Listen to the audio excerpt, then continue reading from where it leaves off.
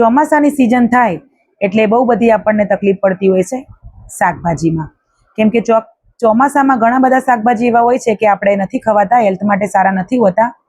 તો આપણે શું બનાવવું રોજ રોજ? તો આજે આપણે બનાવીશું મસ્ત મજાના દહીંવાળા મરચાં અને મસ્ત મસાલા પરાઠા. તો ચાલો બનાવવાનું સ્ટાર્ટ કરીએ. સ્વાગત છે તમારું મારા કિચનમાં. તો આજે આપણે મસ્ત મજાની ફટાફટ 10 જ મિનિટમાં બનીને તૈયાર થઈ જાય ને એવા મસાલા પરાઠા અને દહીંવાળા મરચાં બનાવીશું. તો એના માટે મેં અહીંયા 250 ગ્રામ મરચાં લીધા છે. મોળા જ છે આપણા મરચાં. જો તમારા મરચાં તીખા હોય તો અંદરથી બીનો ભાગ છે એ કાઢી નાખવાનો. તો આ રીતે મરચાંને સરસ ધોઈને સાફ કરી લીધેલા છે અને આ રીતે ડંઠન કટ કરી દેવાનું છે મરચાંનું. અને જો મરચાં તીખા હોય ને તો હું તમને વિડીયોમાં બતાવું છું, આ રીતે બીજનો ભાગ હોય ને એ કાઢી દેવાનો.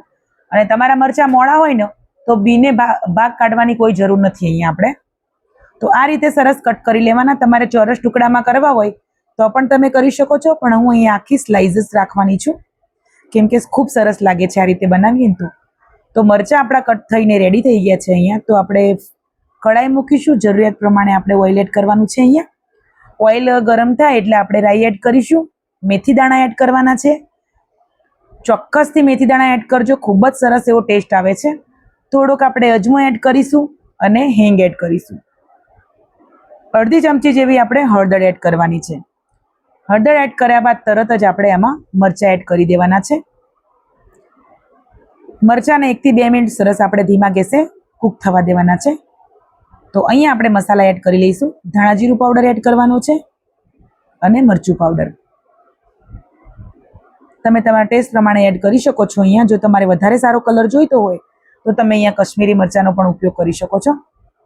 અહીંયા ટેસ્ટ પ્રમાણે આપણે મીઠું એડ કરીશું અને સરસ આપણે મિક્સ કરી લેવાનું છે. ગેસની ફ્લેમ મીડિયમ ટુ હાઈ રાખવાની છે.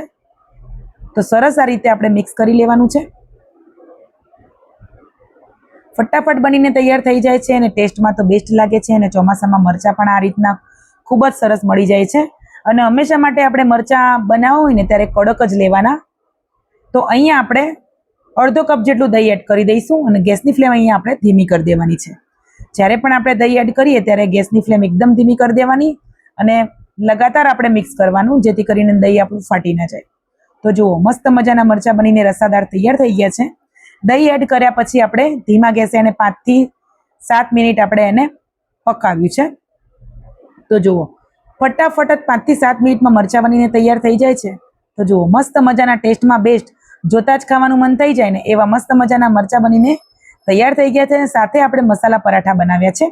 વિડીયો પસંદ આવ્યો હોય તો વિડીયોને લાઇક કરજો, ચેનલ ઉપર નવા હોય તો ચેનલને સબસ્ક્રાઇબ કરજો અને શેર પણ કરી દેજો. સાથે સાથે બાજુમાં આપેલા બેલ આઇકનને પ્રેસ કરજો, જેથી કરીને વિડીયોની નોટિફિકેશન તમને ઝડપથી મળે. હું રોજ એક નવી રેસીપી તમારી સાથે શેર કરું છું. મળીશું એક નવી રેસીપી નેક્સ્ટ વિડીયોમાં. જય શ્રી કૃષ્ણ, જય ચેહર.